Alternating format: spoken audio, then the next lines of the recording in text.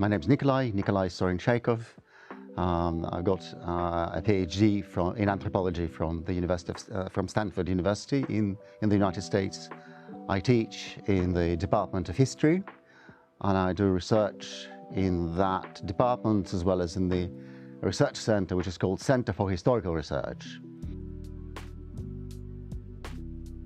I've got quite a lot of research and research areas, but I mentioned just three.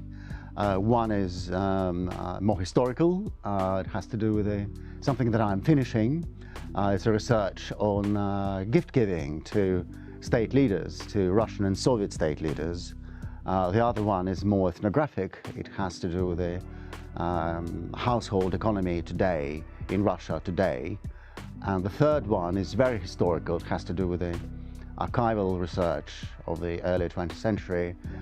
It has to do with what I call topography of debt. It's about Siberia, and it's about debt that people accumulate during something quite exotic, which is called fur hunting.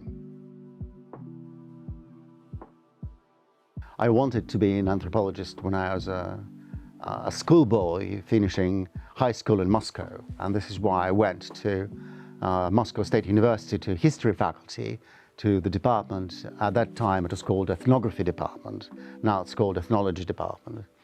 So I kind of decided to become an anthropologist, and after I did my undergraduate work there, I went to do a PhD in anthropology in the United States at Stanford University. Sort of went as far away as possible in order to understand how people do anthropology differently over there, what is specific about the ways in which they do anthropology, as opposed to how people do anthropology or ethnography in the Soviet Union then or later in Russia. After I got my PhD, I worked in Britain at Cambridge University for about 15 or 16 years before coming to the HSE in St. Petersburg.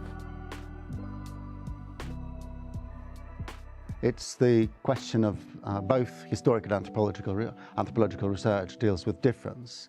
Anthropology deals with difference in space, how, for example, life in rural north in Russia differs from life in St. Petersburg or life in Moscow. And history looks at difference as well, as Leslie Powell's hardly put it in an opening line to one of his novels, is the past is a foreign country.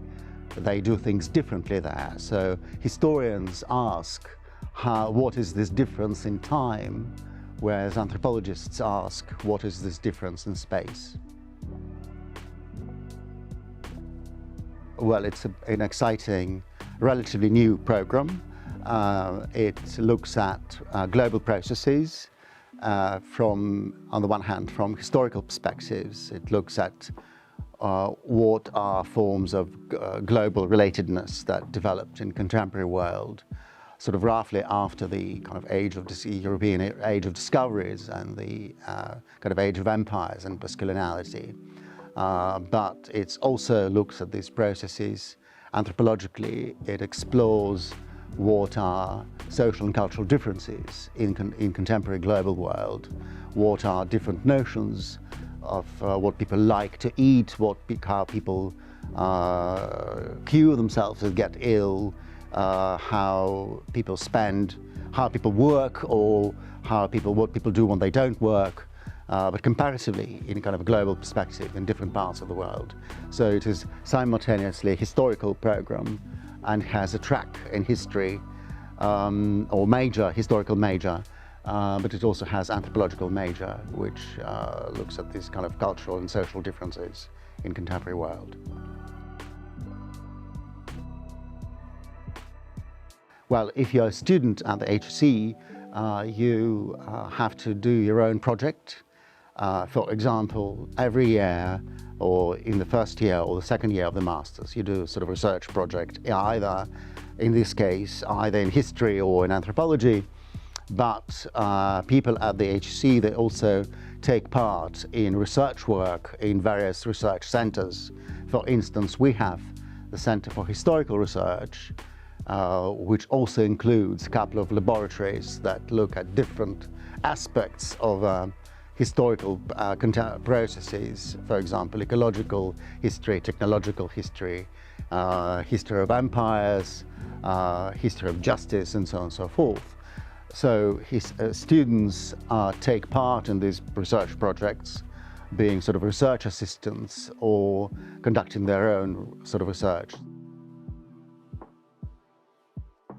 I think it's exciting. It's newer than Moscow campus of the HSE.